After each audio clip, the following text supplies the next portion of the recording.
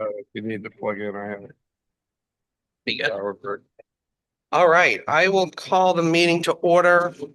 Peggy is online. Ona, Carl, and myself are in person, and Karen will be here in a few moments. With us tonight, we have Jason from the fire department to go over the fire department request. There is an increase on this. The select board asked, anticipating the state the state is looking at requiring fire and rescue volunteers be paid for every hour worked, um, as well as a recognition of the historical under budgeting in the payroll line. So the select board asked to kind of look at what does that look like to bring up to competitive rates. And that is the budget that was put together. So.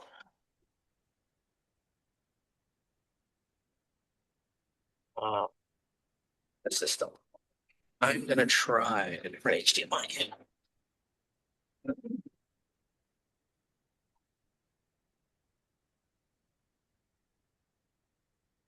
I found that USB something.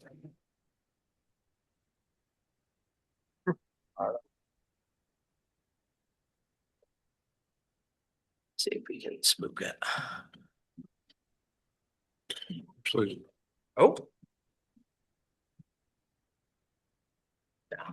Technically works better with its power. It should work though. You have USB power on that? Yeah. Well, here, plug this into the dongle, to the dongle. Right, there's a power cord on that. Yep. And I'll just give you power. Okay.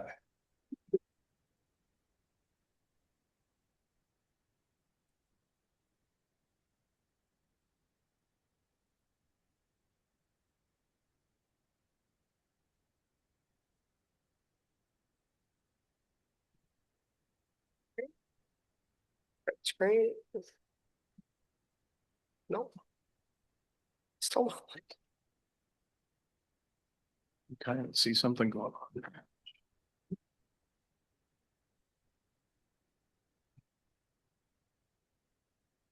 Incidentally, is that your USB-C power cord or is it this one? They're both the same. They both power though? Yeah. You sure? Probably that upper left one's back power. That way you get your laptop charging too. You get power from both. Hmm. We may not have the screen. I don't know. Just grab a chair.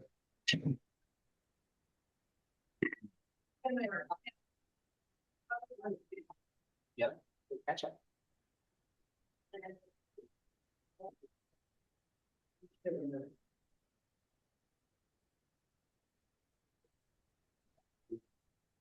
That TV's toast. Okay, Yeah, good enough. TV's toast. Well, at least you get power Yeah. now. Unless I run out, I'll grab something. All right. Sorry about the technical difficulty. So I guess, Jason, you want to start at the top and kind of go through where Yeah. you were last year, and then if everyone wants to crowd around, I have a copy of it. Could I just make one request? Yeah. I was just curious if there's any like general statements you want to make about things, or if you just want to walk down through the actual budget. It's totally up to you. However you want to do it, is fine with me. There's nothing, out of the ordinary other than the payroll to speak of. So you're going to talk about that anyway. So- Right. Okay, good enough. then. Yep. Make sure. The first item, if you start at the top, is pay and salaries. You can see that the FY 24-5 was at 58,164.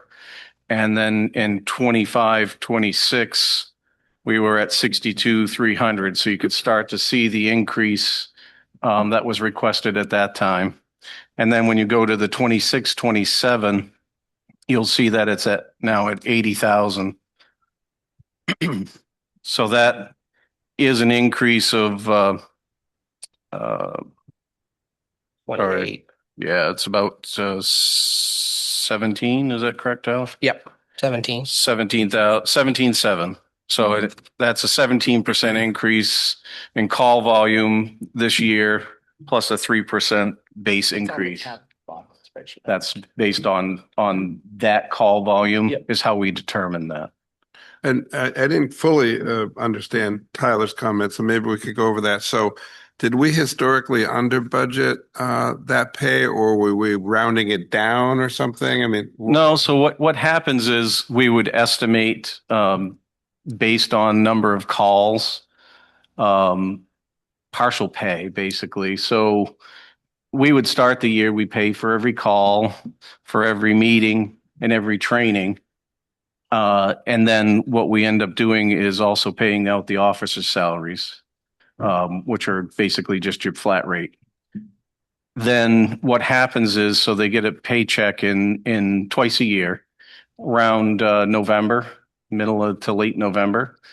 And then generally that they get paid their full amount of pay during that time. Then when we move forward to spring, what happens is usually by February or March timeframe, maybe if we're lucky enough into April, they stop getting paid because we run out of money. oh, you mean the call-in pay? The call Call pays, pay. the I call see. pays. So truly volunteer for the last 2 months of this. Yeah, budget for the last 2 year. to 3 months of the year, you become truly volunteer. And has that been a trend for several years? That's been a trend for many, many years, probably 20 plus years. Right. And that's the way it always was done in order to, That's keep the budget moderate. Right. As best as it was possible. If there was money available in the first part of the year, I try to also pay for their hours that they work outside of calls, meetings, and trainings. So if you have somebody such as Tyler coming in and working on the computers or whatever, then I would ask him to log his time. And we have a time clock for that purpose now. So, yes.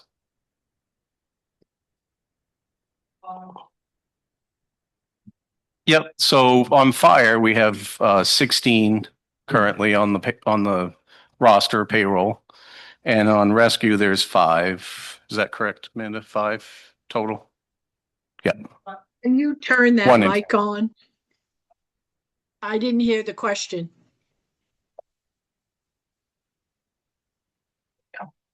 I'm sorry, my question to him was how many volunteer firefighters there were, and he said 16 and 5 rescue and 1 in training. That's correct.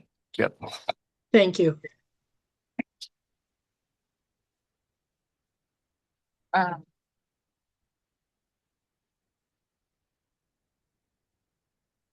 Okay, so so the 80,000 is your best guess as far as what the actual would be? Right. I wished I had a better crystal ball, but I don't, because we never know how many calls we're going to have. Right. We've had, like I said, this year, a 17% increase in call volume. As rescue gets more members, the fire side may drop because they won't need our assistance as often. But currently, we're responding to most, if not all, of the rescue calls in order to assist with their services. So Gotcha. that may drop back. The beauty of having a blended budget is that Base pay. if fire drops back and her budget increases because of that, then the fire payroll could pick up the slack. And does the tax line include FICA? So the tax line down underneath the payroll taxes, I was always told just to figure that 7.7%. So I'm not sure where that number comes from, to be honest. It's the two, I believe it's the 2 fire payroll salaries multiplied by 0.08. I have an answer for that. Yeah. It's 0.062 and 0.0145. So it's a total of 0.0765, which is actually to your benefit to rerun that. Yep. But we are missing the paid family leave and we're Right. That's missing. why I factored 0.08 Okay. just to be It still comes out a difference. I did do it. under or over. So instead of 8,000 just for those 2 pieces, it would be 75, 7809. And then I think it's a difference of like $95, Oh, okay. but it needs to be factored in Yeah. and through everything else going Right. forward too. Yeah. As long as it gets factored in, that's something historically sometimes we've forgotten. Yeah, to that's do. why I want to double check with Dorcas so that way they're Yeah. on that one. So just, Yeah, Thank you. I'll note it on, I was given just a round off number to use when we. I get it. I had to look it up, so. Then if you move down to the officers' salaries, if you look at the very end of the document, and mine's in 6 pages, so I could read it. You'll see the breakout of the different officers' salaries. They're not double here. It's just a breakout. ours, but if you want to read it. Yeah, I can read them. So fire chief is 4,500.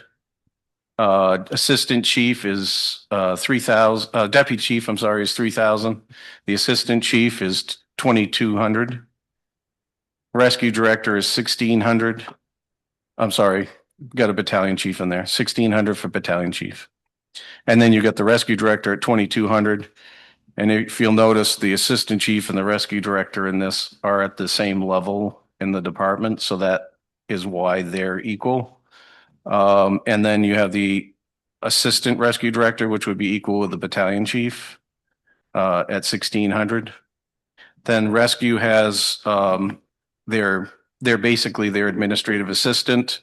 They have it down here as secretary treasurer, but it's basically their administrative assistant at $500 pay. That's a flat rate. And training officer for rescue at 700. We have the cleaning staff at 2,760, and then the fire department administrative assistant at 5,000. Do you have an admin person as well? For the fire department, yes, we do. I didn't see that. Yeah, that's the bottom admin assist I administrative. didn't, I forgot to include that in the Okay. spreadsheet. Okay, sorry. I will Yep. look at that. It's 5,000. 5,000 for. I'm like taking notes and trying to do math, so. Yeah, or you can send you over Yeah. the Thank you. electronic copy. Yep. So that's where the total amount of $19,060 comes in.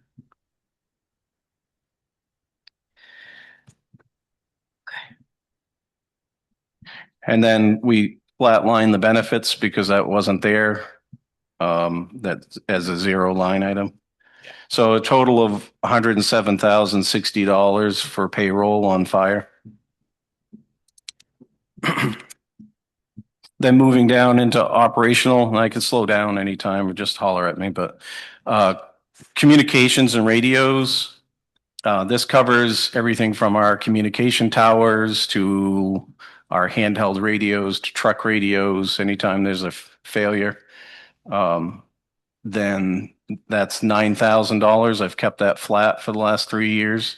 Seems to be adequate at this time. Utilities, that's always a crystal ball, especially with the electrical rates being the way that they are. But we anticipated from last year to this year at 21,000 to 21,630 is what we've asked for this year. So an increase of $630. And again, it's just a guess. I have a question on your phone. I have a lot of questions too. Yeah, no, that's fine. Absolutely. Breaking down the phone because it's lumped in here. It's like, I'm just thinking it's 5,000 or 7,000. What, like, I what didn't is get your question. sorry, the phone bill is Yep. like between 5,000 and 7,000. What do you guys have for phones? Like, So, and I'm not seeing that line in. it's not on here, but like in Oh, the okay. previous, like it's around 5 to 7, which seems high. I don't know if you have like, So I don't have the actual numbers of what we pay per year because the utility, that phone bill's in that utility bill, but yeah, to give you an idea of what's paid for on a monthly basis, it roughly costs for telephones alone with internet. There's 5 phone lines. And it's running about $392 a month, give or take. Sometimes there's a little bit of overage due to how bills get processed, so there's late charges sometimes, but basically you're in that $400 a month range. On top of that, we pay for long distance calls if there's ever a call that goes out still. you need Don't to ask me plan. why. That works out to, maybe a couple of dollars a month, if that. And then, as far as, part of that phone system, the reason why you have so many phone lines is because you need two for the fire alarm system in station one, and you need two for the fire alarm system in station two. Got it. I think I didn't factor in internet because it wasn't, so. Yep. So, Good. and we stayed with that. I questioned Scott on whether we should go over to the new, Fidium fiber. There was concern when it first came out of making sure that there would be service when the power was out. And Scott and I at the time determined to stay with Consolidated. So we're still with Consolidated over there. So we're on hardline, if you will. I think a couple of those lines still have to be POTS line, plain, old fashioned lines, correct? So there is one line that we don't pay for.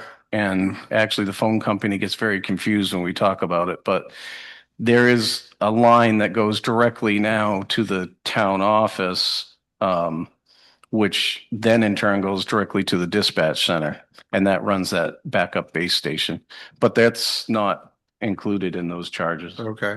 Um, Because if you didn't need old fashioned, copper wire, we talked about this some years ago, but the town phone system's pretty economical. It's a digital phone set, not a, yeah, we talked. It would be simple to add those. We talked about it, and Scott was very hesitant because of the problems that the town office had and the reliability of it. So that was a conversation then. I'm not sure what it is now, because from what I'm told, Fidium does have backup power when the power goes out. Oh, the Fidium fiber? Yeah, I've had it. Fidium does. The issue is and I've had this issue with Flying Pond, and I had to keep a hard line at the store because the alarm company, Seacoast, Mhm. whatever they are now, they won't run through a voice over internet phone. I totally get that. I just, Yeah. yeah. So yeah, I would definitely still end up with 4 lines. They require 2. They require the active line and then the backup line for each system. And when the system was updated 2 years ago, they required station 2 to be on its own 911 address. With regard to internet, though, the fiber that Fidium has never gone down in a year and a half for me. As long as you have a battery backup and a generator, it literally never goes down. Okay.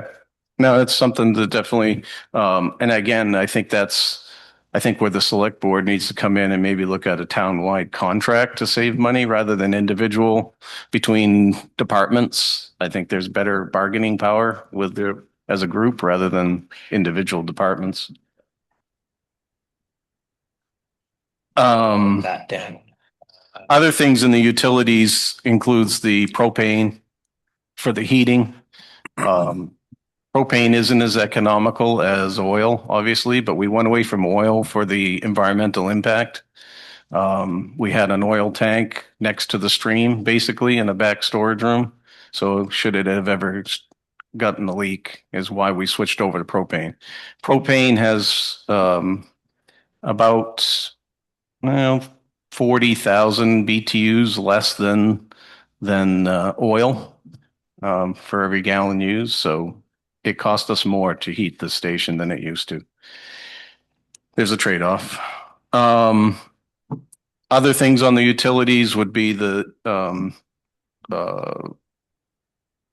things such as like pumping out the holding tanks. We have two holding tanks now. So that's averaging 3 or 4 times a year at a close to $1,000. So Another good thing for a town contract. I think that's the only holding tank that gets pumped because you have one as well. yeah, Okay. I mean there's probably, I don't know, three holding tanks. Okay. It's possible that it might be a cost savings. I doubt it. They get a flat rate. It's currently we're using Pat Jackson. Yep. So I think they're giving us as good as anybody else. Going down the list. Yep, go for it. When was the last time you shopped that out? Frankly, I haven't, to be honest. We've always used Pat Jackson, and when I call, they just show up. So I have not. I'd have to think about which other companies there's a couple around, obviously, so I'd have to just try and get it out there, sure. It's worthwhile asking for sure. Okay. Yep. Stanley has always shown up. Yep. CMD is available locally in Waterville. Who is it? Sorry. CMD. Okay. I don't have their information. I don't know who they are, but I'm sure there's a bunch around, so it's certainly worthwhile asking. Oh, that might be good to also do from a town perspective because of, the Yep. multiple Switch, bid entities. the whole process out. Yeah. Yep. I have that noted down on my document of just things to bring back to the full board. So the next item is supplies and maintenance. That's flatlined again. It's been that way since 25, 24, 25 budget year. That 18,000 covers, basically, as it states, any supplies and maintenance that are necessary for keeping the station upkeep to equipment upkeep. Everything that you can pretty much imagine as it would describe. Only one question. Yep. From last night on the fire extinguishers, are they in that, or are they labeled differently? Fire extinguishers would fall into that as well. Okay. Yep. And you guys are going out for bid for that from last night, is that correct? They're starting to process that. Yeah, it won't happen. I'd be surprised if they can get it into this year's budget, be perfectly honest. I think it'll be, by the time that you budget that in, it'll be Okay, a lapse cycle. We're almost but it's in at the process. cusp of making it effective for this budget year, but it might be able to make it. Okay, I mean, if we get to budgeted, it would you'd kind of grab from all the other lines. For the community centers line, for the town office line, and just pull it all. for fire extinguishers? Well, it's because it was fire extinguishers, the alarms, and the sprinklers. So it was bundling all that into one contract. So if we run into a situation where it comes in cheaper to do that, you could draw from all of the Yeah, various the lots. percentage or whatever. Right. Yeah, right. from that contract, they'd basically bill me. Yeah. Based on what the contract pricing was. Okay, So But if it works out, it'll be, and it's obviously if it's cheaper, they'll take it, then that will just drop that ability in that line. But if they're cheaper and they show up with your equipment, yeah, that would be great, wouldn't that'd it? be great. Quick question on that. Oh crap, I just lost it. It'll come back. It was about this fire extinguishers. It'll come back. Okay. Oops, sorry. No, you're fine. And we can go back anytime to any line items, but truck fuel, that's pretty self-explanatory, and that really depends on the call volume. So you can see where we've increased it by $500 to help compensate the call increase volumes. So that's 8,500. Generally, that's adequate, and I can tell you, see if I got my notes here properly. Are you guys diesel or gas or? It's a mix. We actually use diesel. We also use regular unleaded, and we also use the ethanol free for some of the equipment. And I can tell you on some all of the these, trucks are diesel. Okay, With the exception of the side by side and both. in the boat and yeah. At least gas prices are down. I don't know personally on diesel, but Diesel's creeping it up again. so on fuel currently, remaining, we're about halfway through the year, and I'm at $4,098. So we're on track. We're throwing in a little bit of a buffer there just in case of increased call volume and increased fuel cost. If fuel stays stable, then we'll be hopefully not over budget by a lot, but we might be over budget if things don't change. But again, that comes to that crystal ball that I don't have. Moving on to equipment, that covers things like replacement of items, repair of items that are different equipment, meaning fire equipment, stuff that's on the trucks. That could include, you know, even as much as if we run out of money in truck repair money, which often happens, then we grab back out of that budget line item to help pay for truck maintenance and repairs, headlights, lights on the truck that go out, you name it. I mean, one beacon on the rescue truck just recently was nearly $700. So. I have a question on this and it's a formatting thing because it's different than last year. Last year was $7,000 on the line item on the equipment and it's 22,000 on here. Because I think I might get this wrong, but last year you did like special lines on the warrant. So it's because they're special revenues. Yeah, They'll probably most likely stay special revenues, so that way they carry forward. But for presentation purposes, those are all combined up into the operational expenses. Yeah, So so if you the, look down, you'll see like special one, special two. I do. Those are So fueled in and categorized where they are. yep. And the part of the reason is that the treasurer and the select board had asked for those not to come out as special ask items any longer, that they wanted them just incorporated in the budget. okay. And it doesn't matter to me. For years, we had a select board that wanted more transparency in how the budget was asked. And so that was a way to break out parts of the budget so that the townspeople could actually vote on those particular lines. They could either vote those down and not pay for any of the specialized equipment, or they could pay for them. Basically, it was a way to be transparent with the costs. I like transparency. In some ways, it was easier for me to track than this new method will be, because the new method is kind of a mosh pit of budget numbers. So it's very easy to overspend on a budget without seeing specific breakout items, right? When you don't have specific lines to work from, it makes it more difficult. So Noted. what's I that? said noted. Yeah. So it's maybe. My goal is never to go over, but with these, I don't prefer a mosh pit budget. I prefer a breakout budget. So we could keep it, we could put those special ones back in under the 22 with a breakout. Would that help? For me, at least I don't care how it goes to the townspeople, but in my books, it's going to stay broken out.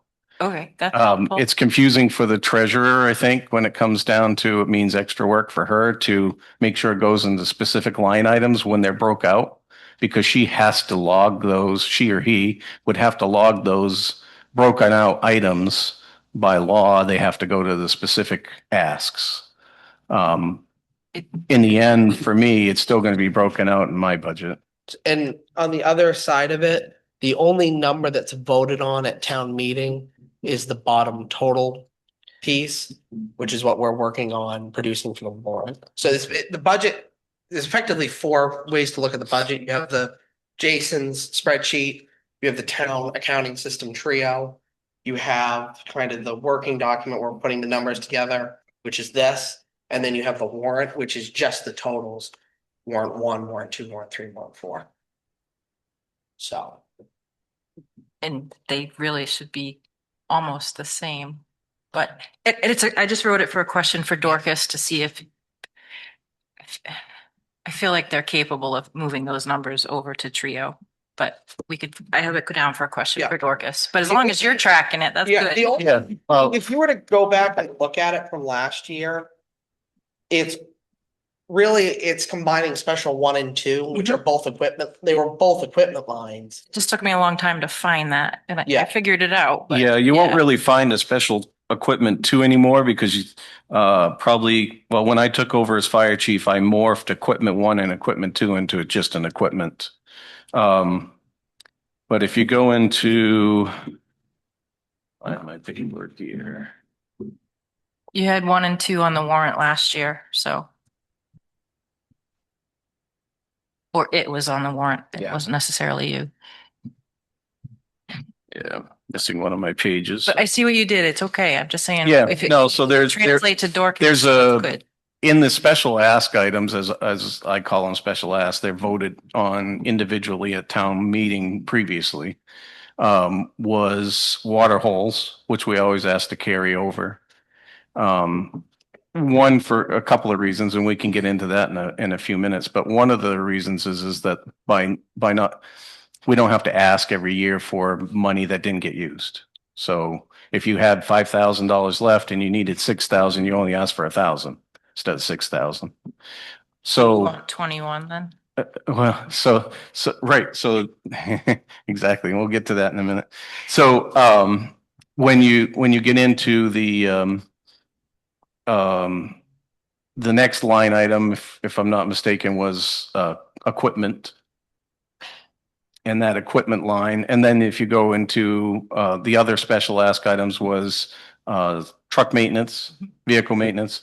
And then the next one would have been, Turn here.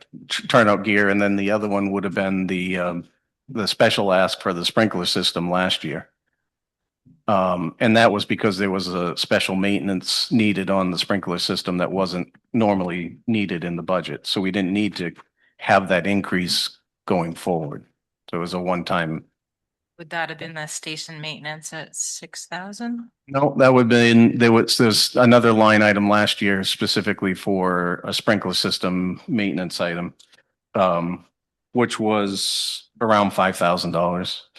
I don't see it on the warrant, No, but it's, I, It might have been, they might have morphed it into the budget somehow last year. I don't know. unless that was special too for 42.7. That is the other one. Special, Yeah. okay, so they called it special too. I called it sprinklers. Because it was specifically for the sprinkler system. okay, thank you. Yep.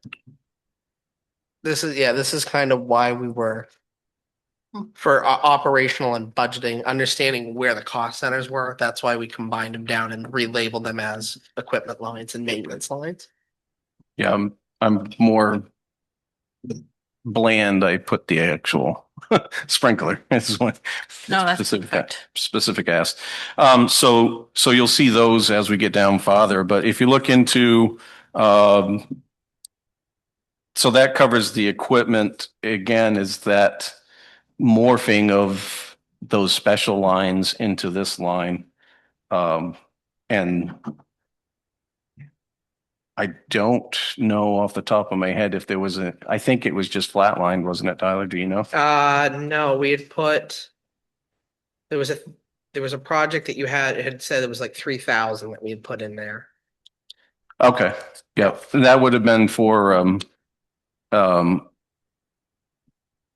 we lost an oven at the main station for 'Cause we cooking. put that 3,000 in station maintenance. That one's in the station? Yeah. Okay.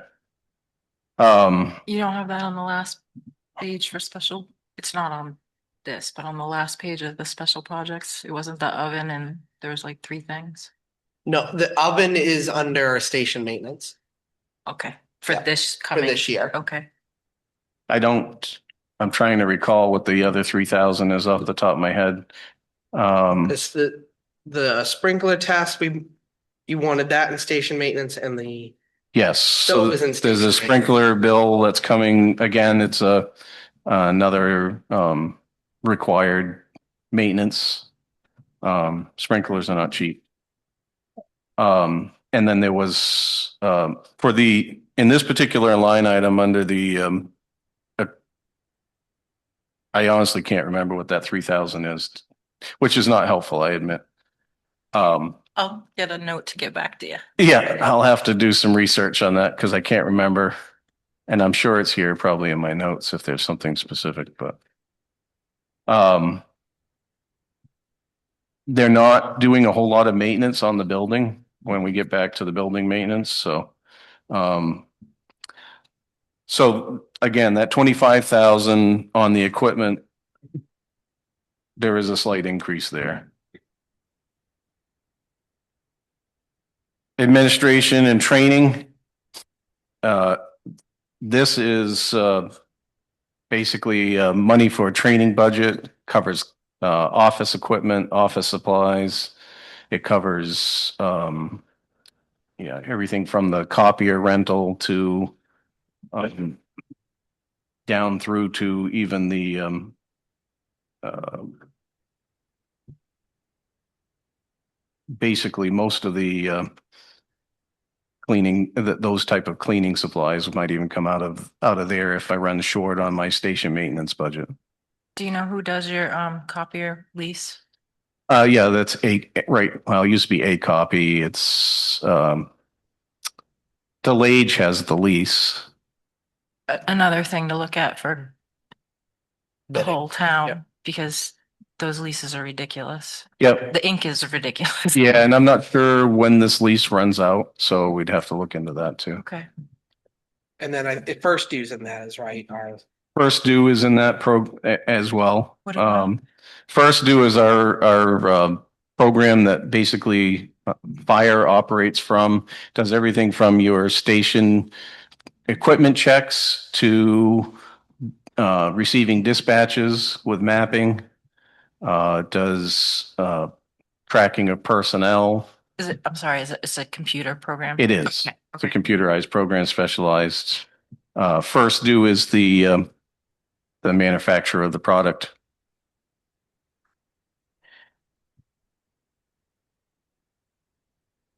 Then truck maintenance, if you notice on that, again, we're at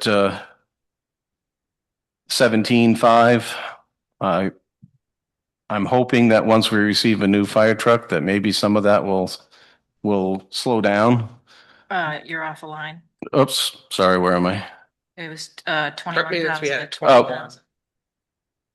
Oh, yeah, 21, sorry.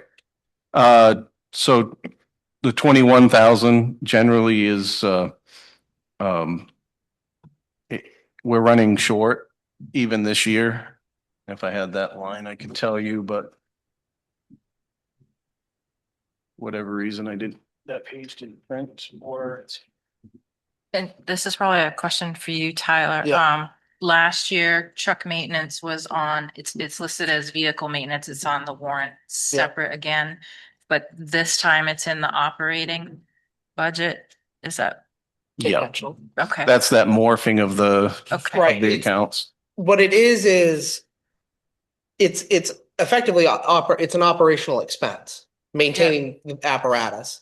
So the logic was to move it, so that way there, instead of, as if you look on the budget from last year. Yeah. It lists an operating total, and then you exclude all your maintenance is excluded out of that, which isn't a true representation of what the actual operating budget of the fire station was. So it's moving a lot of those operational expenses back into the total operational budget. Okay. So when you look at currently, we had a start of the year at $21,200. Currently, year to date, we spent $16,670.25. So leaving me around $4,500 for the remainder of the year. That's not enough. I can tell you I'm going to be robbing from my other accounts in order to pay for maintenance. I still have to do the required pump testing and maintenance and repairs. There's always something that's wrong with a fire truck. It doesn't matter how new it is. And it seems so the newer the equipment, the more electronics and sensors there are to have issues with. So that being said, I know that I will, be low on that budget number. At least in the current state. I have a question on that. It just, do you need specialists to do that stuff, or is that something you guys know how to do? So we'll try and do minor things, but there's a lot of legalities involved with us doing anything major. It requires certifications and it goes to a company in Vassalboro. Okay. So we have to drive them out there. Sometimes they'll come and pick them up. Sometimes they'll do minor repairs in station, but most of the time they're out. Currently, the older truck is pending repairs with O'Connor's. Once it's done at O'Connor's, it'll go back over to the Vassalboro office. And at that point, they'll try and certify it to get us through till the new truck gets here. Right now, that's up in the air still. We may be down a truck.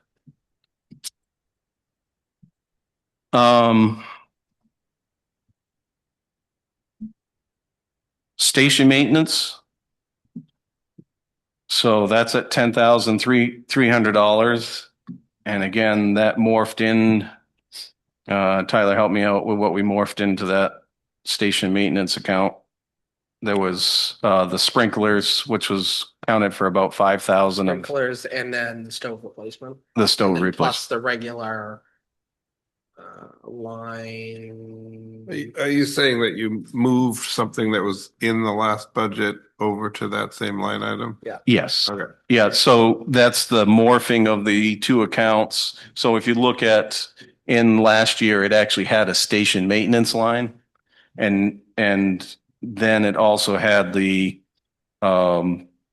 water, the sprinkler system would have been another ask last year. And this year they've got another repair. So Yeah, hopefully that was those are- station maintenance and the sprinkler line, special equipment too. yeah. And the sprinkler is running around 5,000. I actually have the quote here. That's for annual testing and So there's a section of the system that has to be winterized, has to have antifreeze. So they have to drain that side of the system, test it, and put it back into operation with antifreeze. Part of it's in the freeze area, which so a lot of the sprinkler piping's in the attic in order to come down into the second floor space. So you end up with what they call a winterized section of the system. And so that's part of what needs to be worked on. And every 5 years, a lot of these systems have what they call internal system checks and things like that. But this was $5,225. They gave this to me in August 29th of 25. So the price may have gone up slightly, but it wasn't in the budget. And I chose to hold off for this budget year because the antifreeze, it's losing about 1 to 2 degrees a year every time they test it. So right now we're at the 10-degree mark, I think they told me. So it's creeping up. They like to keep it closer to just below 0 or less than that. So the antifreeze loses its strength over time. I've never been in the attic of the fire department, but is there a possibility to insulate those, like build a box and insulate it if it's 5,000 a whack every year? No. And it wouldn't be every year. This is the first time since or the second time since that system was installed. I wrote a grant for that system in the early 2000s, Okay. which was received through FEMA. So it's not something that you would see as an every year expense. Okay. It just happens to be hitting us again. It's time. It's time. I got you. Maintenance wise, going back to that, I've been asked by the select board to do minimal repairs to the building at this time. Pending the study for a new building. That being said, site of Station 2 is starting to collapse. Is that a small? I'm sorry, Station 1 where 52 sits. So the smaller section of the building on Station 1. So the side of Station 1 is starting to collapse. That's on the non-gable side of the building. So I have concerns that an engineer didn't see, but maybe he's right, and I hope he is, that the building will stay put for a while longer. And because I'm new in town, I don't know which station is which. That's The one. big station? The old schoolhouse Yeah. is Station 1. Okay. And Uh, that's the gable side of that one? It's the non-gable side, so it's on the Belgrade Road side. If you look, it's a block wall foundation. The block wall And no offense, no problem of the contractor, but as snow gets plowed, Yep. it causes pressure on those blocks and it's caused the wall to buckle Yeah, blocks over are tough. time. Yep. And so that's actually buckled the sheetrock and cracked sheetrock and everything else. So, Buckles are bad. We should look at that. well, they had an engineer look at it and he said it wasn't in dire need. So we'll see. There's other areas that we're not doing maintenance on at this time. We do or will have to before the new station's built, have to do something with the fire escape. And that's probably a good $10,000 to $20,000 ask at a guesstimate. To redo that up to the second floor when we get ready. So No one's gonna fall through walking on it currently. not currently, but I wouldn't put more Super. people than necessary on it. Okay. Don't all go out at once. I am not obviously for spending money, but something to consider in that capital budget part piece on the end. Yeah, and so, I mean, it really comes down to what the town thinks they might do with the building after we're gone.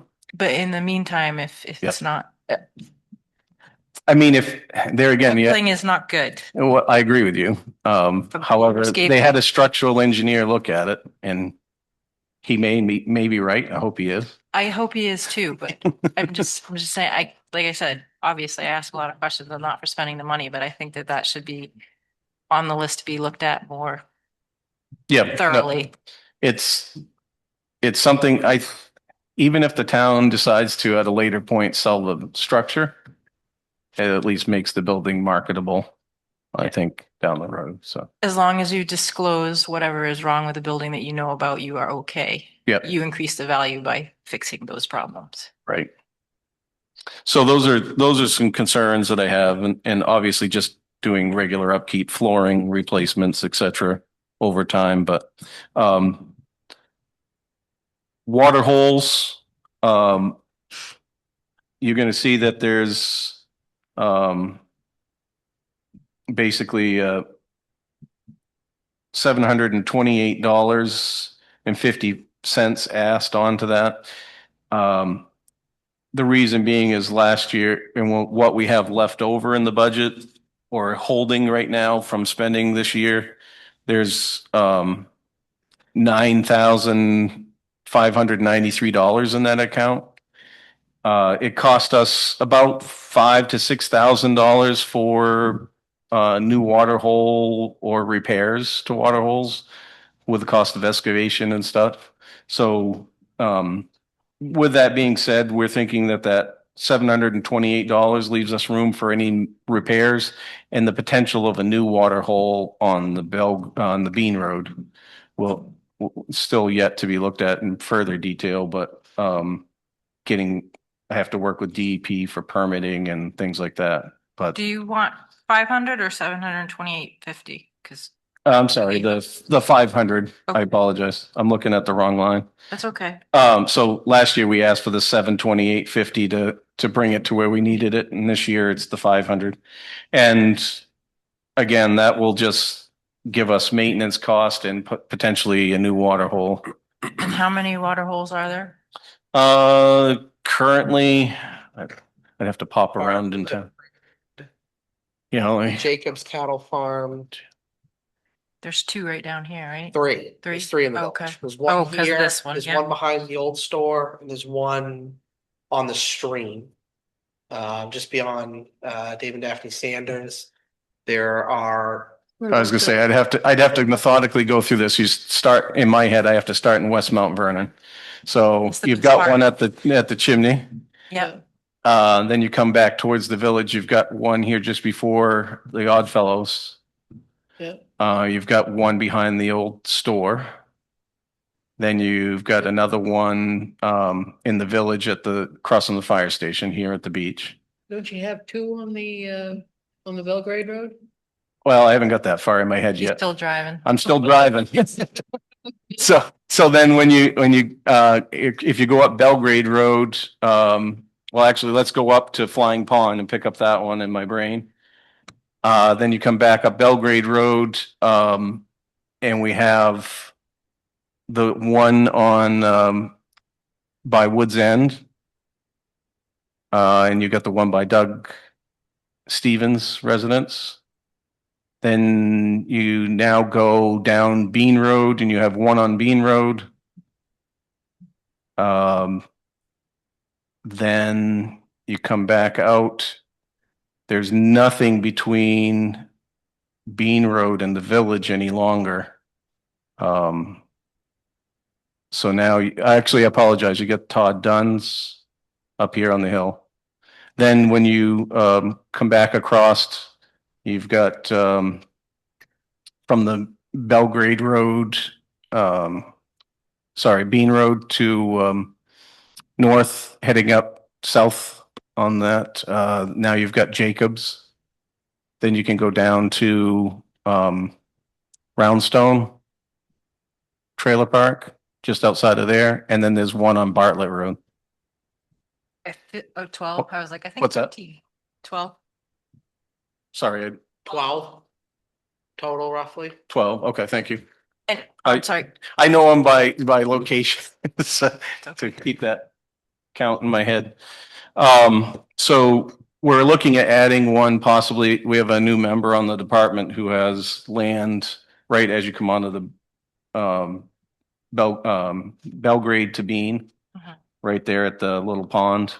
and it sounds like there's a deficit in that area. There is. Okay. Yep. I'd like to add something more in that area if I could. There is another one that's actually technically it's Rome's, which is out on Castle Island. And we can always drop a suction if we can get enough water. Some of these water holes, beaver bogs or whatever. And I'm sorry, so you were talking about excavation and, yeah, beaver bogs, excavation and stuff that you need to do repairs on them or in order to build this new one at. So like last year, we refurbished the one at Jacobs Farm to make sure that it was viable. What happens over time is they silt in, the cattails and whatever else tend to block the suction lines. So we work with the landowner to refurbish that area. Generally, a lot of times it means refurbishing the parking for the fire truck. At Jacobs, that required a fair amount of crushed stone and whatnot to make that so that the truck doesn't sink out of sight when it goes to park. So we did some upgrades there and dredged around. When we get into the bodies of water, now I've got to work with DEP. It's not a private pond anymore, so that's where it gets a little bit out on the. Jacob's Pond is not a private pond anymore? Jacobs is. Oh. I'm talking the one on Bean. Oh, okay. So the money that's in the account left over and Would- this will take care of the new one at the. If it becomes viable and they let us, if not, then next year we wouldn't be asking for any more money. We'd ask that account to roll again and it would sit there pending more maintenance and repairs. Okay. Turnout gear. Well, I can tell you that 6,000 barely covers one person. So 9,000 is what we've proposed. Technically, I really should have 8 sets of gear to refurbish and replenish what we have. We're lucky Maine's not an NFPA state. Because if we were to follow the NFPA regulations completely, meaning that you had to replace equipment on the NFPA guidelines, turnout gear has a shelf life of 10 years. Doesn't matter. It's from the time of manufacture. If it's never been worn, it's still no good in 10 years. We in Maine don't follow that standard. So some of my team members have equipment that could be exceeding that 10-year mark or sometimes even 15-year mark. If we get somebody new on the department, they're apt to get the oldest of the old of equipment. That's not the perfect scenario, but it's a way to function, right? So Why the number 8? Is that how many people you have on the trucks at a time or? So right now I have that number of 8 would bring up to current the number of gear sets that are old enough to be starting to cycle out. Meaning that, No. I wanted you to finish and then. oh, I was just gonna say, so by cycling that gear out, with that number of 8 puts staff in newer gear rather than putting them in second rate. Sometimes the gear doesn't fit them properly. By rights, it's technically supposed to be tailored to fit, but they, you do the best you can. If it's a little loose, work with it. If it's too tight, well, we got to try and find you something else. And sometimes we're borrowing from other departments. Our mutual aid's good that way. I didn't run this by Ona yet, but her business is, and I don't know if it's possible. You mentioned a broken zipper on one or missing zipper. It's not possible. I can tell you right off the bat, what has to happen is they have to go back to the factory. These are UL listed. Okay. Yeah. So there's a safety involved. We're not even allowed to unstitch, like if we no longer put somebody's name stitched in the back of a coat, it's Velcroed so that can be removed. But you aren't even allowed to remove letters from a fire jacket. Okay. You've I destroyed did it. ask on that. Yeah, no, it's- But could you send that one back to the factory to get the zipper done for less than 6,000? Or is that one too old? I don't know the specific piece of equipment that we're talking about, so. You told me there was a broken zipper, or maybe he was just throwing it out as an example. Yeah, But I think what I had mentioned was if somebody goes, the 9,000 is there. If I'll use Noah, for example, Noah's interior, he goes in, hooks a nail and rips his gear. Yeah. There's an emergency replacement set. It happens quite often. We just had a structure fire not too long ago and a brand new set of boots had a nail go through the bottom of the boots. So at that point, the structure of the boots compromised. So boots are running between $300 and $400 a set. Just the gloves run me over about $130 a set of gloves. So it's extremely expensive to outfit a firefighter. And do we have them for the 16 volunteers? Sorry, Do we have enough turnout? I think we're equipment for- borrowing one jacket right now or a set of pants. I can't remember. And that would be, that's again, our mutual aid partners. We all share if we have something that fits somebody. Okay.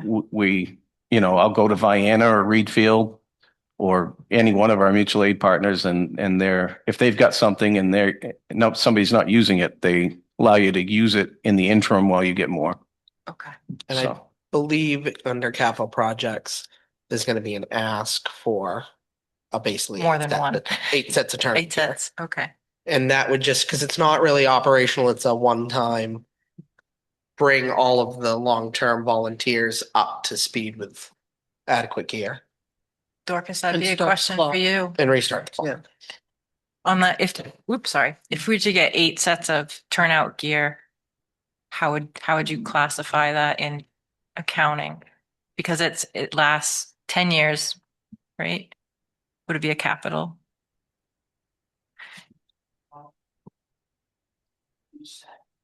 yeah, it would be, roughly about $6,000 per set. So, Do you So have 48. do you have a microphone for Dorcas? Oh, I sorry. can get one. Glad you're paying attention. Thank you. So while we wait for Dorcas to get the microphone, what is the current fire department capital fund? Where are we at? Is there one? I'm not told what the capital amount is. The If only I, reason why I'm asking is the fire department is one of the entities where any unspent funds rolls over by default into the department capital fund. Doesn't and you probably don't have unspent money, so maybe this is why, but right. if there is unspent money in the fire department budget, it would roll by default into a capital fund, not into the same budget to use for the next year. That's actually a warrant article. So anyways, I was curious if there was currently. Right, which is why we've always asked like for Waterhole to be rolled back into the budget rather than go to the capital fund. So we specifically ask, and in the town meeting, it'll say, you'll see it in the warrant when it goes through town meeting that that Yeah. particular line item was asked to be rolled. Yeah, so if there's things like that you're planning to do, you just gotta make sure the select board gets a warrant article for that year, for that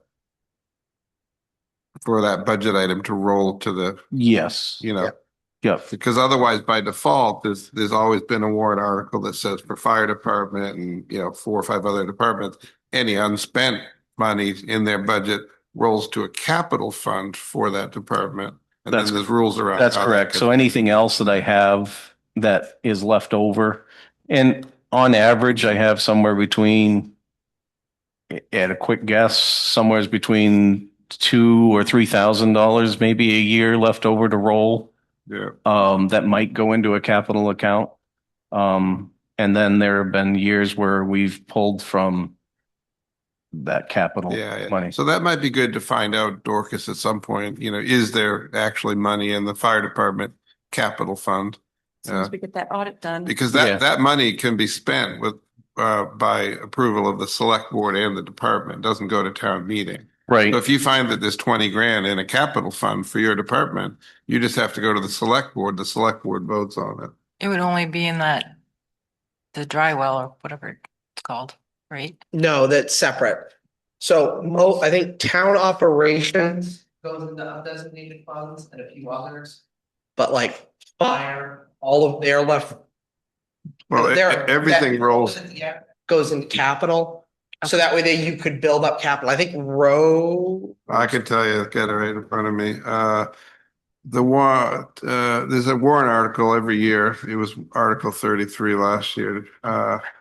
See if the town will vote to carry over fire, rescue, transportation, cemetery, public access TV, beach and road accounts, unspent balances as department capital accounts, which may only be used by approval of the select board, stating the purpose and publish agenda in minutes. Unspent balances in capital funds. It goes on and on and on. But in any case, that's a thing. I think with the new process that they're talking about, at least I would be able to see those line items, particularly like the capital. I would have a view only. That was the way that we talked of, so that as I sent Dorcas something, if I had questions or vice versa, that we would be looking at the same numbers to make life simpler. Does that make So- sense, Dorcas? If you happen to have 2,000 left last year, technically, I don't know if anybody's paying attention. I'm not looking at Dorcas because she just came on the scene, but I am looking at you though. Technically you might have money that you could go to the select board and say, hey, I got 20 grand in my capital. We need 2 sets of turnout gears. They would put it on their agenda and vote on it. And I then you'd think it's a get good that. idea to have that information going into budget season. We don't this year, but theoretically would for next year, just to know what the balances are that are And carried. might be able to draw down some of the special ask items for sure. Yeah, I mean, it'd be good to know before Yeah. we finalize the budget. Yep. She's just not talking into it. Don't forget to use your mic, Dorcas, so they can hear at home. It's on here. Zoom. It's Yeah. on. Okay. Okay. Yeah. So I think the question earlier was whether what do you call them? The Burnout gear. turnout gear would be capitalized. And my guess is possibly, but I'd like to know more. I think you maybe classify it as equipment. It could be classified as equipment. Yes, I would call it. It's kind of it's a required necessity in order to outfit the firefighter. So yes, I would classify that as like And an I would have equipment. questions though, is it one item or is it a whole? It's an array of It's items. an array of items. So then that might be a little more complicated. Do all of those items have the same useful life? I mean, not to get too technical, but the whole $6,000 going to last X number of years together, or it's either equipment or supplies. I don't know which. Yeah, like your Right. gloves might wear out sooner The than. gloves, yeah, I mean, gloves, you could go through a set of gloves yearly, depending Yeah, on that's the, the supply. So it Yep. might be nice to break down the components Mhm. of the gear to know what comprises that Sure. $6,000. Thank A you. question for Dorcas. Hi, Dorcas, this is Peggy. Hey, Peggy, I recognize your voice. I'm sure you do. We were talking the other day about the trust and the Lincoln Trust. is some of this equipment that's needed by the fire department something that can be used for any of the trusts that we have sitting?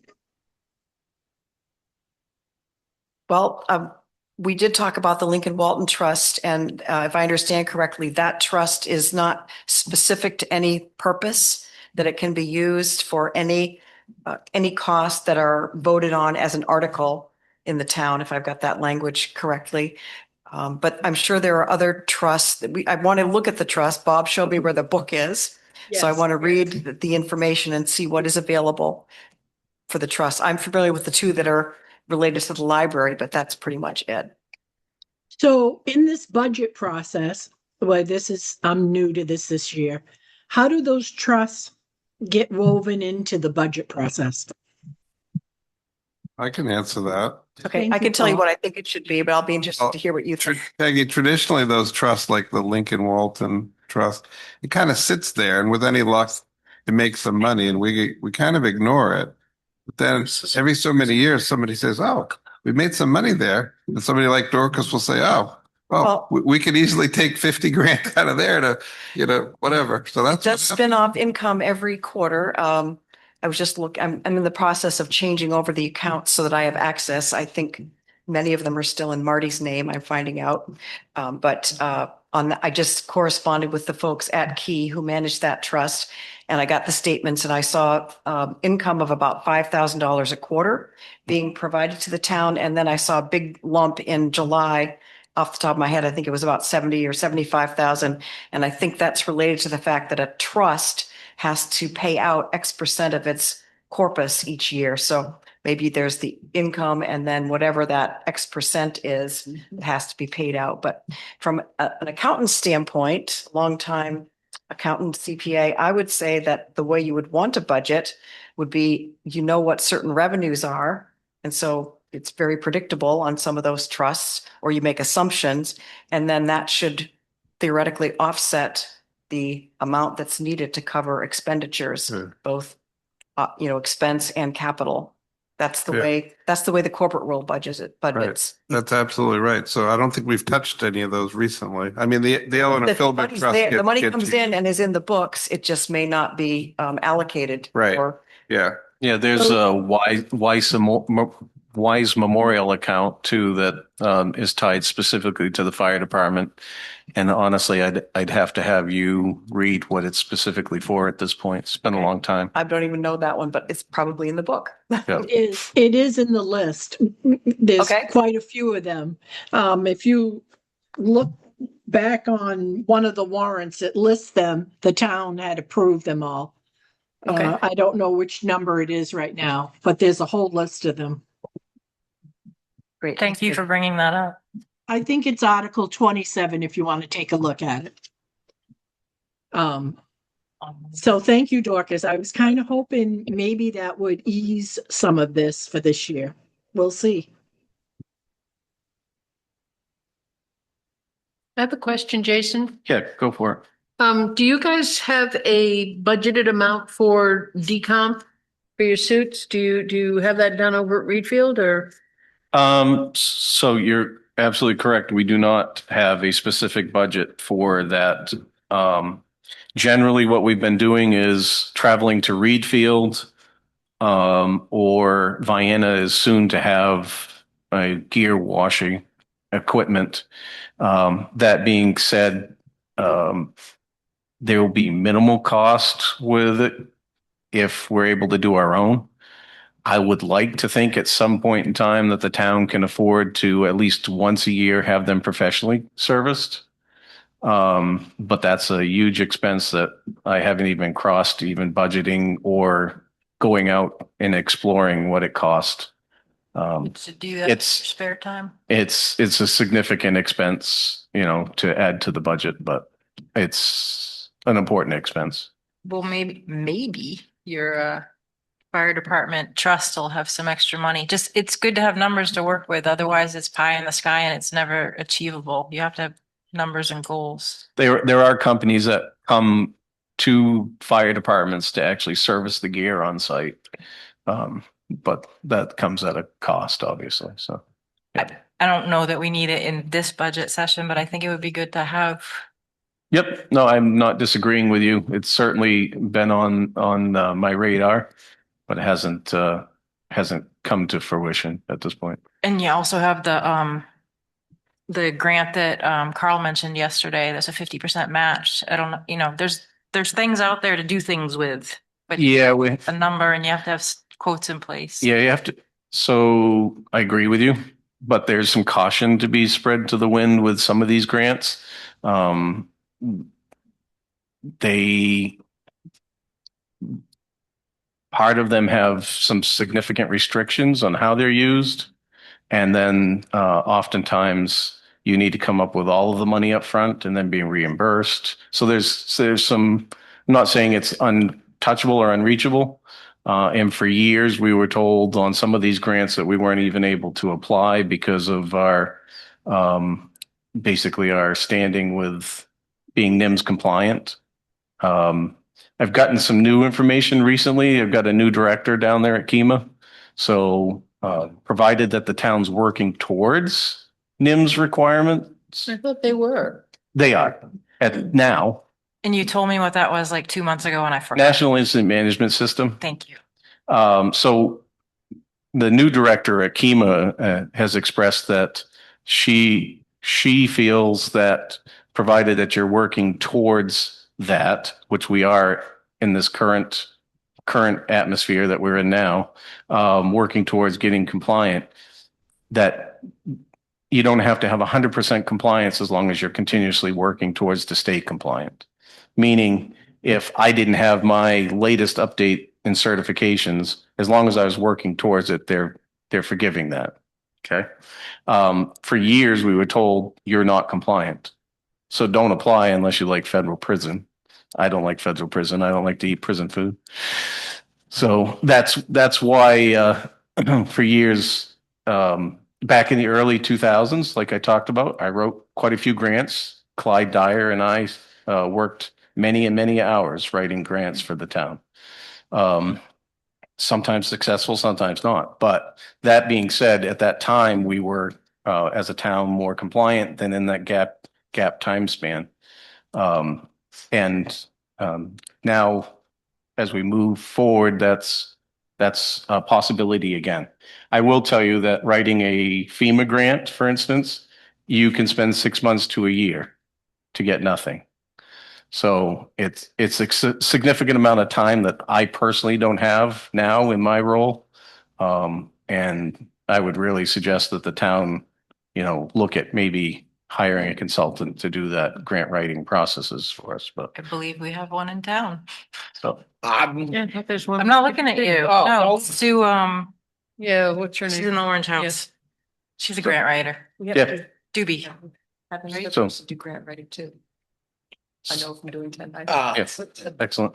But- I can move on to, if you want me to, I can move on to rescue or whichever. Yeah. You want me to move Just on? so everybody, that operating budget of the fire department with payroll minus a couple of tweaks on FICA. Yep. At 250,600 or an overall increase of 18% for this fiscal year. So as we move on to the officers of rescue, officer salaries, they're at 5,000. Again, we spoke of those earlier. The payroll, they figured it at the 8%, which might have included that FICA. No, it's It does, but it doesn't have the other two. okay. Fair enough. So you'll have to adjust those lines as appropriate. Again, the benefits we left blank, and that left you a total of 115,560. And again, the increase in that is again the ask of payroll change within the rescue function. And I actually have down here, and Amanda can correct me if I'm wrong, but basically we're looking at you have different pay rates for people, but basically that's figured into the hours at basically a round out of around 22 21 to $22 an hour if you average it.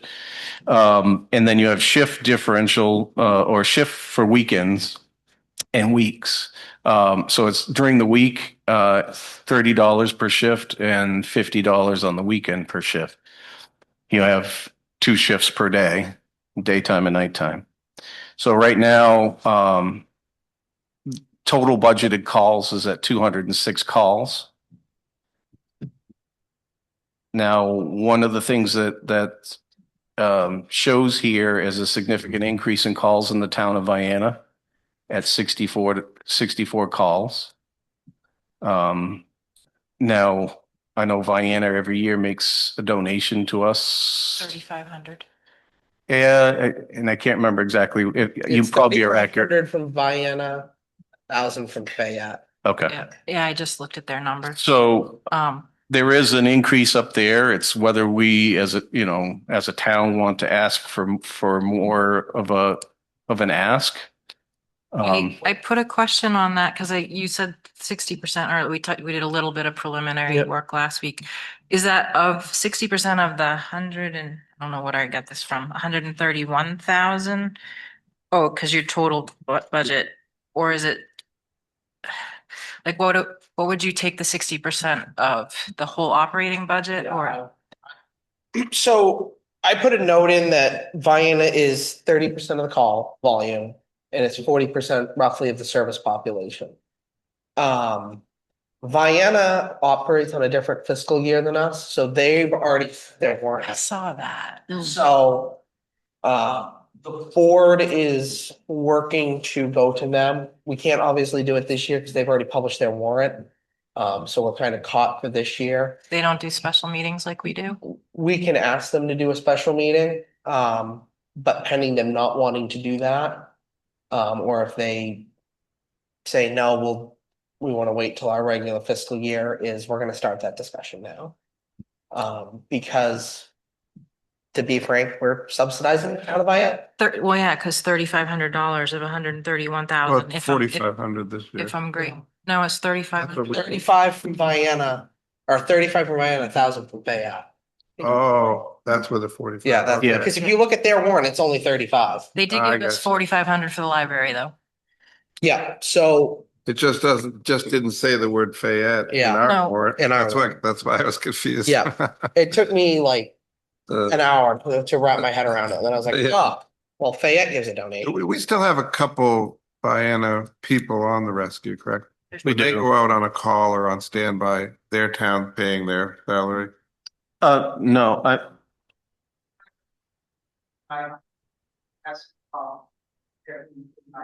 Oh, That's so we're correct. paying salary of those people as well. well, because they're working Mount Vernon calls too. Yeah. True. So what would you think you would ask to, you mean, think I mean- 50%? No, I No. would, it would be probably 30 So 30% of the of that operating, operation budget. okay. Yeah, I mean, by rights, it should be 40 because it's a service population. I think it's gonna be a negotiation with them because I don't know. It's a big chunk of money, It's a but big chunk to hit them at once Yeah. with, from 3,500 to 36,000. it may never have been discussed. Right, and I think it goes back to, 30 years ago when this was all volunteer and previous directors, treated it that way, I think there was, that probably was a fair amount. But with everything revolving around healthcare, it's just, and I think Amanda and Becky can speak to this, there's more training, there's more demand. We have an aging population that is requiring more services. Very much so. That needs to be looked at. And well, correct me if I'm wrong, I don't think there's been really a desire to go to Vienna. But as I will. until now, Yeah. but I We think. could look at a per capita allocation. We just have to plan well ahead of. Right. Yeah. Are you the 2 EMTs? Oh, thank you very much. So we have two Mount Vernon EMTs and 2 Vienna, is that correct? And then is this 71,000 all four of you? Because you said we were paying. That covers everybody's, pay, based on, based on training and job titles, not necessarily titles, but the amount of training and calls that they go to. Of course, those numbers Just change. four people, that's all I'm asking. Yep. Sorry. So you get four, people. you get the four people on there plus the We get one in one training. person on their test too, right?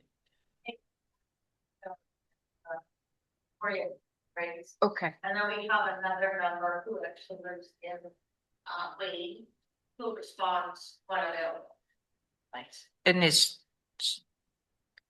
male or female? Male. Male. Is he in that 71,000? Okay. And they Yep. give us 1,000, or who was that? Fayette gives us Fayette 1,000 gave us because we 1,000. cover Should they? that rescue doesn't go to Wayne once. What? The word around Pittsburgh is that we are available 24/7, that our unit is available at any moment. So they are now realizing that we. I totally didn't realize it. I apologize to everyone because you guys have good stuff to say. So it's now. Oh, let's use this one. I'll share it with. Got the mics, why don't I use them? So now Winthrop is realizing that Mount Vernon Rescue is a 24-hour, 7 days a week, always staffed. So they are now asking us to go to different towns. We've gone to Reedfield, we've gone to Wayne, we go to Fayette and Vienna. And there's a handful of them that will not question to ask for our help if they need help. Winthrop runs 3 trucks, and then when they're short, two with an on-call for the third, they will not hesitate to ask for us to respond, to have a faster response right before a truck can get there. I would interject that the difference with Vienna is we are automatically toned for Vienna. Correct. So Mount Vernon and Vienna, were automatically toned, and we're automatically toned for Sandy River Road in Fayette and the Dollifoot Road in Fayette. And that's why we get money from both of them. Do you guys feel we get fair amounts for that? This one? You're asking if we get a fair amount for the Fayette calls and stuff? Yeah. I would say that that's adequate right now. Yeah. Okay.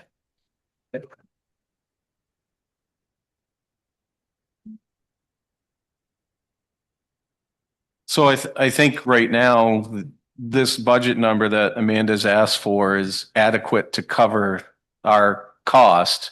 And then I think it's a question for the select board of how they want it to be funded potentially down the road, if not this year.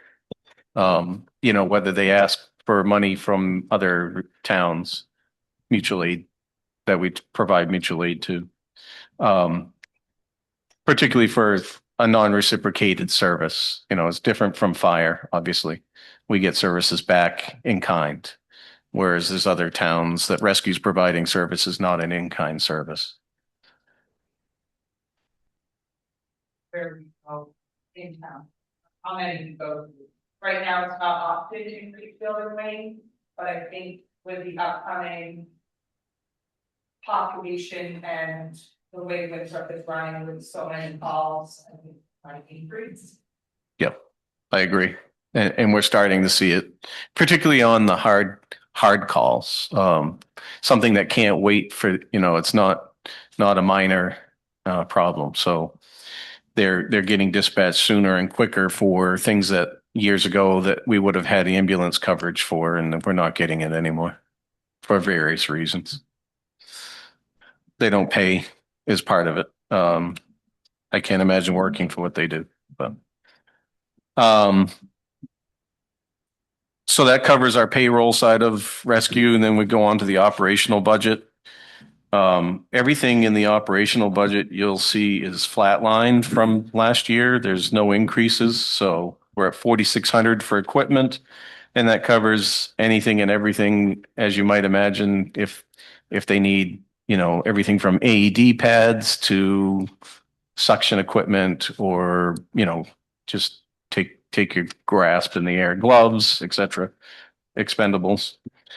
Supplies and maintenance, again, that falls under the cost of their computer programs and maintaining their computers.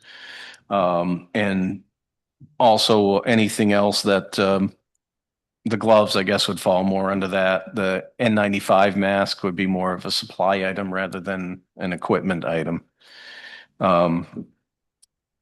Administration and training, again, that comes back to making sure that they have incoming trainers that are necessary.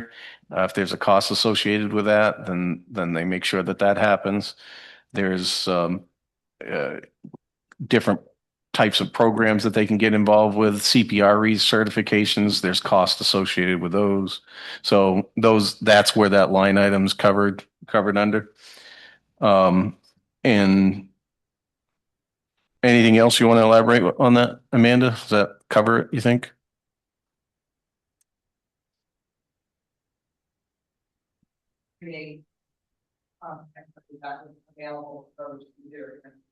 Yep.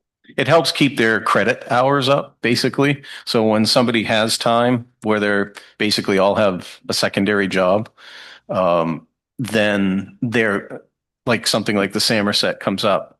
You need to maintain a certain amount of credit time or training time. Otherwise, your certifications lapse and you're no longer active. As any good licensed person. Yeah. I just realized, do you guys have an ambulance or a truck, or you have a truck, and is that truck in your budget? That's correct. Okay. So the rescue falls under the whole department by town statute. So a lot of those operational costs are into the fire department budget, like the photocopier. I don't bill them for unless I run short. I might say, oh, the last photocopier bill for the year, I don't have money for. She has, the money, then we work it out. But long and short is the operate lights, heat, fuel, truck maintenance is all in the fire department lines. And that's where it gets kind of muddy for you. But Trash and not biohazards. that goes with the ambulance. So we have a protocol that biohazards will go with the ambulance on the calls. I'm missing a step. So you asked where the biohazards go? Like if they go. That's correct. So they go with the ambulance. Okay, so you're on call. The Ambulance. We try and ditch that trash. Okay, I got it. Just missed a step. We try to pass that savings along. Thank you. So again, their total is the $131,410. So a total budget of $382,100. And again, that takes into account these different increases in budgetary payroll as most of the increases in this budget. It's a lot of money, but you answered all the questions, and well, there's probably stuff back in my notes, but Yeah, I think you did a good job, and I know I had a lot of questions. that's fine. No, it's absolutely. And I'm happy to answer any. If you had come up with more down the road, we will come up with an answer. The long and short for me is I appreciate the fact that the budget committee and that the town have worked with us so well to have a budget that is maintainable and a department that's maintainable to be ready to service our community. So it makes my job easier for sure. So. Does anybody remember the question? Because I can't read my chicken scratch that we had for Dorcas before she got here.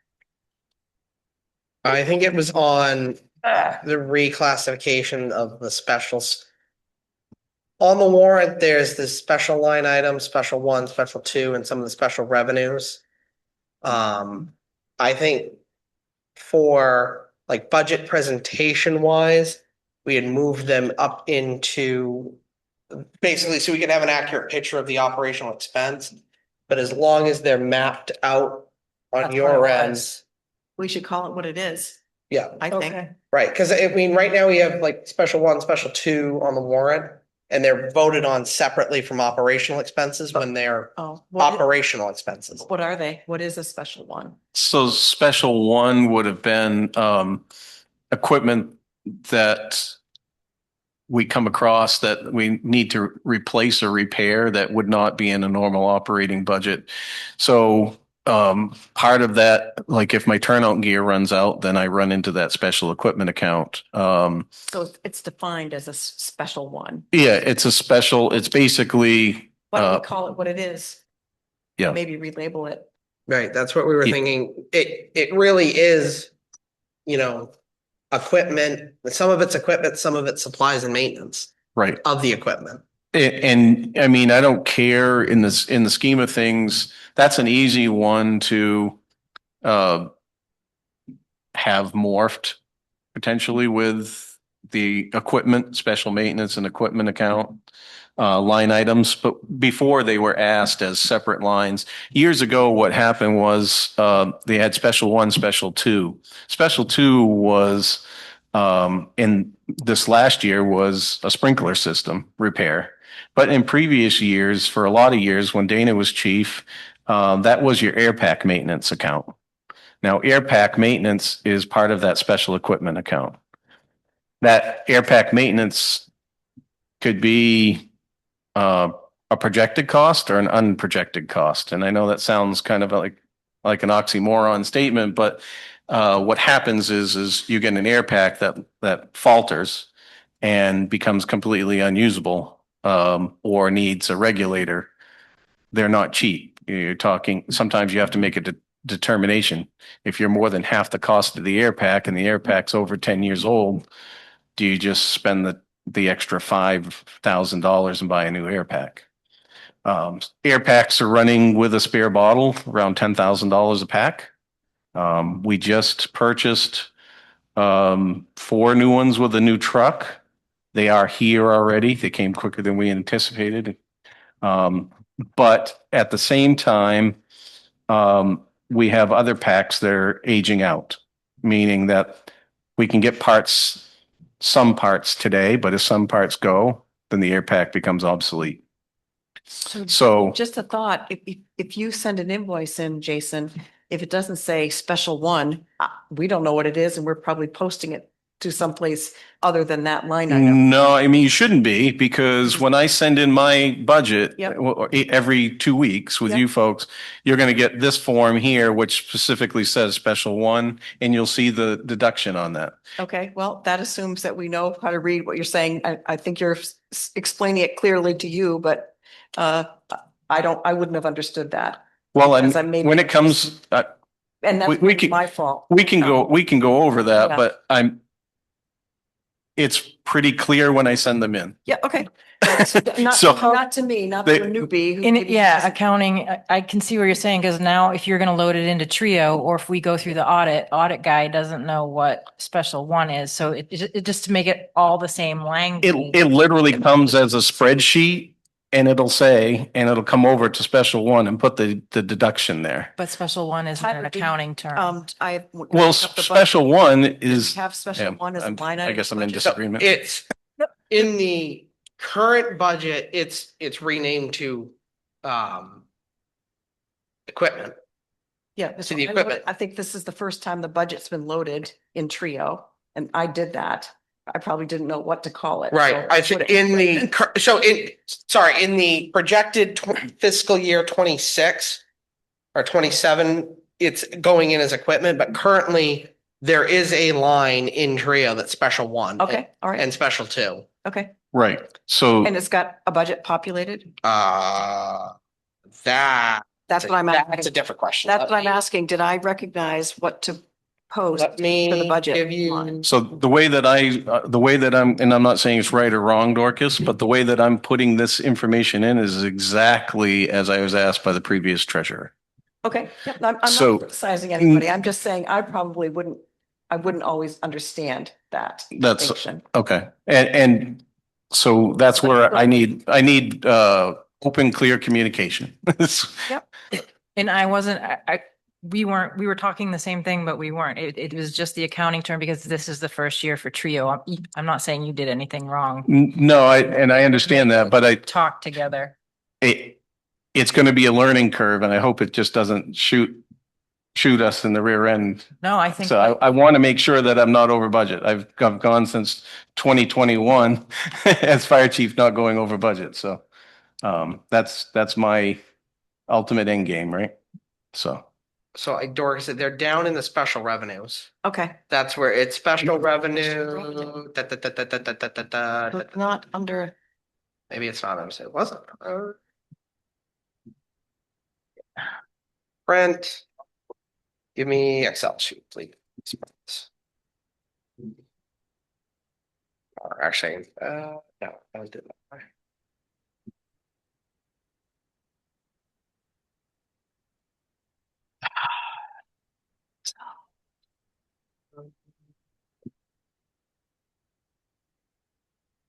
Fire rescue, okay. I should be in it. Maybe we don't have to find it this second, but just so that everybody's talking about the same item. Wait a minute, I have it in a different spot.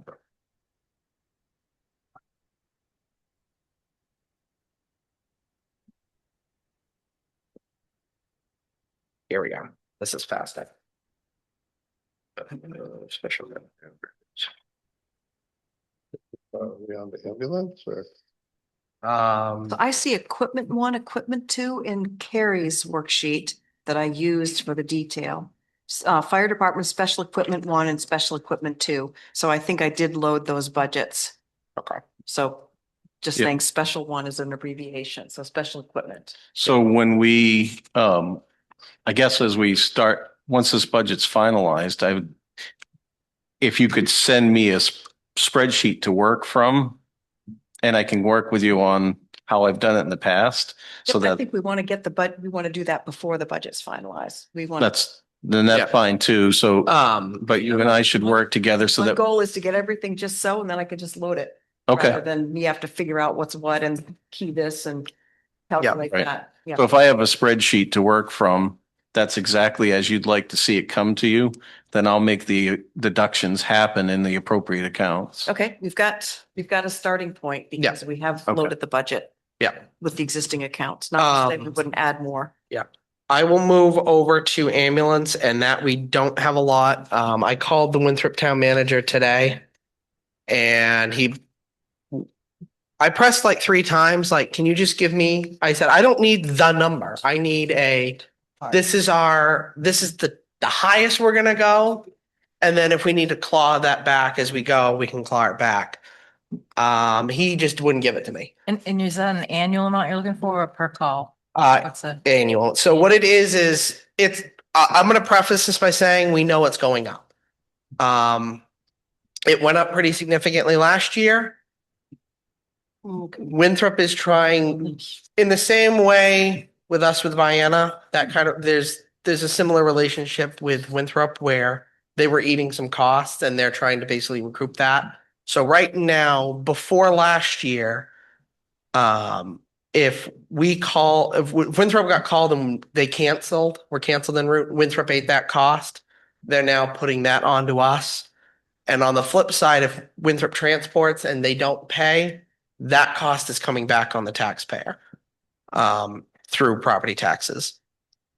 I have heard a number and it's a preliminary number of like double, but I haven't gotten that from Winthrop. So if you look at this year we budgeted 46,000. I've heard as high as 80, but until we get a number from Winthrop, there's not a lot. Androscoggin Dispatch came back and they are projecting a 25% increase this year. where are they on? They're on health and safety. Not on what we're doing tonight or? So fire rescue, there's that other health and safety tab. Okay. Yeah. I didn't have that. I can read you the numbers now. Okay. So last year, Androscoggin was 15,489. They're projecting and of course this didn't update from my other computer. 0.1.25. They're looking to be around 19,300. And I don't have a number on Winthrop Dispatch either, but I would project it would be somewhere in line where Androscoggin is. And are they based on just an annual fee or? It's an per call? annual fee, I believe. Dispatch. So they basically, it's an annual fee, but they base it off of your call volume. So the range probably. Yeah. It's Oh. so much per capita per, is how I understand it. Yeah. I'm sorry, what did you say Winthrop was last year? Winthrop was 16,249 or 16,488. Okay. And again, I don't have a number for them. Okay. I would guess it would be similar to Androscoggin at around 25%, but I'm supposed to be getting a call tomorrow from the Winthrop treasurer and I'll know more and I'll blast that out as I know more. But Bob got me Androscoggin. I did hear back from Lifelight and they went down by $1. So they went from $862 to $861. And I was at town hall today paying my property taxes, which were lovely. And in the hallway, there's a picture. Yep. But it didn't include the A through L. It was only the second half, so I couldn't see what Fayette, but it's not very many people, luckily. Yeah. That we don't like flight out, but maybe 4, Right. 5. Oh, But like up through all the towns, there's only the one. Oh, okay, so that one's outdated then. Yeah. Okay. That's good, and I think that's a reasonable fee for Life Flight because it's One 10,000 trip is all under day long. 1,000. yeah. It And I ever- think yeah, the 800 is more just for their administration. So, Yeah, I was gonna say you're 13 minutes out of Lewiston and years ago it was about $1,000 a minute. Yeah. So All day long, 10 plus. Other than that, under health and safety, I haven't heard anything on the ACO. I'm gonna factor, the select board for performance reviews authorized up to 5% raises based on performance evals. I've factored in 5 for that. But we won't know that number until performance reviews and That was it. Animal control. guy. animal control officer.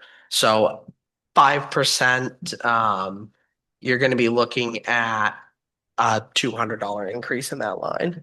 And then, once we meet with the ACO, we'll know the supply line, but I don't anticipate that creeping too much. Are you thinking 5% for all employees or just Yeah, this but guy? that's what we said is our range for all employees, up to 5% based on performance evals. And then if there's a vacancy, we're looking at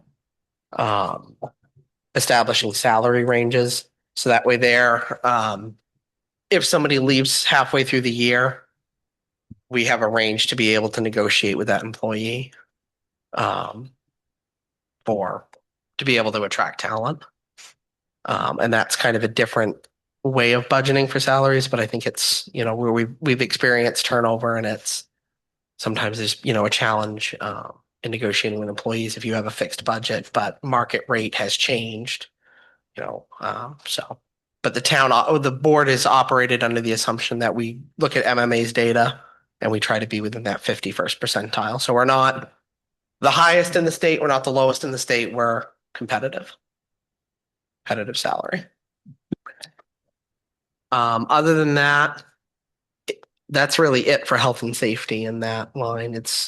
We're just kind of unknowns on dispatch fees. And, I do have the dispatch. You just didn't label them. Yeah, That's my because fault. when I had the spreadsheet, I couldn't figure out which one was what. So they're all 3 are there. Yep. And then as we get it matched into the budget, we'll get it matched correctly. I'm sorry, what was the PSAP? I think that's kind of sheriff's office because they use a different dispatch. what was the PSAP. The PSAP? Yeah. The PSAP is the dispatch center. So that PSAP is basically how all of your calls come in. When you dial 911, it goes to a PSAP. But we have Subscription 2 based. other ones, so I was just trying. So so Depending on what type of 911 call you have, will depend on which PSAP center it goes to. Because we, in the fire service, did not agree with the Augusta Dispatch Center. And so we haven't for years gone to the Augusta PSAP Center. Fire and rescue is dispatched out of Androscoggin County. And so that then goes to Winthrop. And then as far as your police, for police needs, comes out of Kennebec or Augusta PSAP. And it'll go to Augusta, and then Augusta will dispatch currently Kennebec County Sheriff if they're on, or PSAP, the State Police Center in Augusta, will dispatch state police if they're on, because we're on a 2-week rotation. 2 weeks on, we have state police, 2 weeks we have KSO. That being said, I'm told and through the grapevine that KSO no longer wants to work with the Augusta Dispatch Center, and KSO is going to be going through Augusta PSAP. So eventually we're going to see, I think, a bill out of Augusta PSAP rather than out of Augusta Police Department PSAP Center rather than State of Maine Police PSAP Center. So it's confusing on the back end. Just know that when you dial 911, it's gonna dial into Androscoggin, and then they dispatch, and depending on how it goes, yeah. So 45,000 anyway between the three of them. And potentially a fourth, because if KSO changes. Do you think that that would be as much? Like If I assume if it gets split, it might get halved, should we put a but I'm not gonna assume that place because saver in, or? I don't think you'll necessarily see any savings out of it. The benefit is the Augusta Police the Augusta Police Department Dispatch Center that might take over KSO. KSO is feeling that they'll have a better communication response from the dispatch center. So basically KSO is feeling that they're not getting, I'm speaking for them and I hate to do that, but basically the assumption is that they feel that they'll get better service out of the Augusta Police Department than they are currently getting out of the Augusta state police dispatch center. I believe that they're spread too thin and they've made a lot of budget cuts down there. And they want premium money for less. So you don't think we need an additional 8 to 15 or do you think that what's there? I mean, I know it's crystal ball. right. I mean, I think what's there is probably going to be adequate. Okay. I mean, I think what might be best is take what's there, factor 25, like what we've got for preliminary at Androscoggin, and crystal ball it from there, because frankly, I don't know. Okay. Yeah, it's a difficult one. It may, if provided it comes back totally unbelievable amount of cost, then we'll have to regroup it and maybe have a special town meeting on it. Oh, So, time. Yeah, always good time. So that would roughly, that if you factor all three of those at 25%, that would be an extra 15,000, Okay. roughly. I will note on the school budget, I spoke with our budget rep on the school committee. They mathed wrong and they've clawed back another 100,000. So we're still $500,000 increase. There's my calculator. They've clawed back 100,000 just by rerunning their calculations again. They're in a bit of a pinch because the real cost savings would be to close a building, and by district policy and by the RSU agreement, it takes 2 years. So that's kind of off the table for this budget cycle. So they're, they had a frank meeting. The board kind of said, I think there's some that are just like, well, this is what it is, take it or leave it, kind of, voted up or down. And I think there's some that are like, well, let's prep kind of a middle ground, because I don't think anybody wants to go through a voted down budget where you cut. And Is it's this not. also around the consolidation? So they're not going to be able to build a building. They know that. So even long term, I think they're going to have some frank long term. From what I've got, and she's going to come to the next meeting, the next school board meeting, or select board meeting rather, to kind of talk more about what their strategy is. But they're in a tough spot because every single year the state's giving less and less and less and less in funding, and it doesn't, because the way the funding works is 50% of it's based off student population, which makes sense. The other 50% is based on the state valuation, not our evaluation that we do as a town. But what the state looks at sale value for the last 3 years on a rolling average. So as that has creeped up over the last 5 years, the state's like, oh, this community has more money to pay for education through property taxes. We're going to lower our contribution. And I will say, just from my experience on the school board, no school in the state is happy with the formula. The state commissioned the University of Maine at Orono's education department, their research team, to go look at a formula. And they kind of they shrugged because there's not really a formula that's going to work for That's Portland, equitable. Bangor, and Lewiston. That's also going to work for all of these rural school districts that are getting squeezed because just like us, everything's more expensive. There's a nationwide teacher shortage, so teachers are asking a lot when they already don't get paid a lot. You're a teacher. Yeah, and I'll just speak frank. Mhm. A teacher fresh out of Farmington with a master's degree is looking at starting at $45,000. Mm.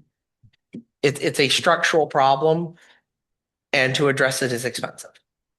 So that's where the school budget is. It's not great. They know it's not great, and their answer is they're working on it. $100,000 cut was good news. And I will say, and I always say, every contract is negotiable and renegotiable. So whatever that 2-year thing is, go have a conversation, all you people. And the other thing that's killing them is their union negotiated contracts. Those are. Well, and I have zero experience in that, but everything is negotiable. Everything.